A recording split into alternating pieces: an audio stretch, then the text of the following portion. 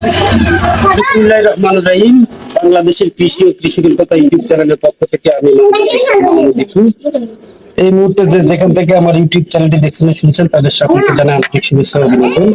আমি আজকে সকালে একটা গরু শীত দেওয়ার জন্য এই বাড়িতে উপস্থিত হয়েছি। তো আমি গরুটাকে কিভাবে সিমেন্ট দিব বা কিভাবে কাজগুলো করবো আপনারা দেখবেন। আসলে অনেকে এই বিষয়গুলো জানতে চায়, সঠিক নিয়ম বা প্রসেস গুলো বুঝতে চায়। তবে আমার এই প্যান্টটা আমি এমন ভাবে রাখছি যে আমি প্রতিটা খামারে প্রতিটা বাসায় এটাকে ক্যারি করে নিয়ে যেতে পারি। এটার সুবিধা হচ্ছে আমি এখানে থেকে যদি গরু ঘর অব্দি যাই তাহলে এর মধ্যে একটা ডিস্টেন্স বা সময় চলে যায়। তো আমি আমার খামারিদের সুবিধার্থে আমি আমার এই রকম সিস্টেম করে রাখছি। বাকি যে আপনার গান, আর এটা হচ্ছে শীট, এটা হচ্ছে গ্লোভস, আর এটা হচ্ছে কাঁচি বা সিমেন্টের যেটা আমরা মাথা কাটার জন্য রাখছি। আর এটা হচ্ছে আপনার থার্মোমিটার, এটা দিয়ে আমরা পানিটার সঠিক মাপ তাপমাত্রা এটা সঠিকভাবে নেওয়ার পরে গরুটাতে সিমেন্ট দেবো।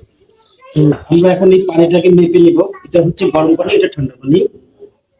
এখন আমরা পানির তাপমাত্রাটা মেপে নিব।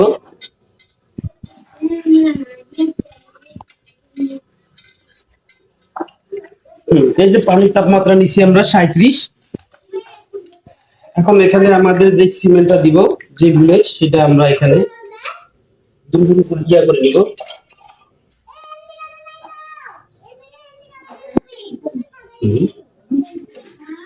এখানে এটাকে কিছুক্ষণ 30 সেকেন্ড বা 1 মিনিটের মতো রাখবো।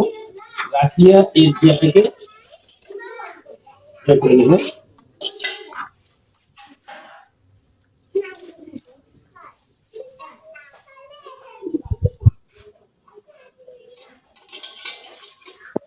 দেখেন এটা ইয়া হয়েছে, বলছে বা বরফ কেটে গেছে।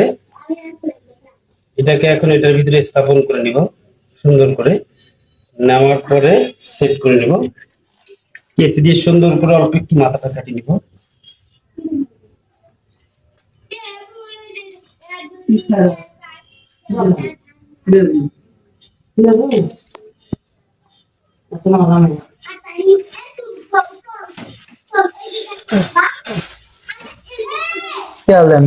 বাচ্চাটা যাতে বেশি বড় না হয়, প্রথম বারের গরু আমাকে বেশি পার্সেন্টেজ দেওয়া যাবে না।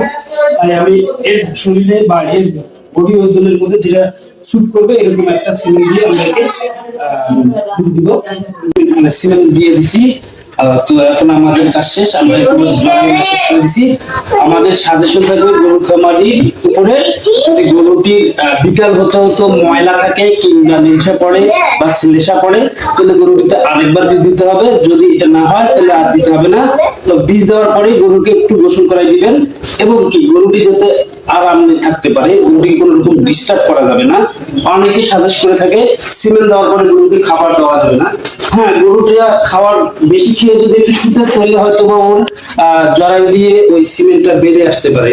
তাই একটু আধা ঘন্টা 1 ঘন্টা যদি গরুটি আপনার মানে সাধারণ অল্প খাবার দেন তাতে কোনো সমস্যা হবে না। তো একদম খাবার দেওয়া যাবে না এটাও ঠিক না, এবং কি খুবই সামান্য পরিমাণ খাবার দিয়ে গরুটিকে গোসল করিয়ে একটু শান্তি মানে ওকে যাতে ডিস্টার্ব না হয় এরকম একটা পরিবেশে রাখলে বা এর কনসেপশন রেজাল্টটা একটু বেড়ে যাবে। এখানে আমাদের সিমেন্ট দেওয়ার কাজ শেষ, আমরা এখন চলে যাব। তো আমার এই ইউটিউব চ্যানেলটি যারা এখনো লাইক করেনি, কমেন্ট করেনি, সাবস্ক্রাইব করেনি তারা লাইক করেন, কমেন্ট করেন এবং সাবস্ক্রাইব করেন।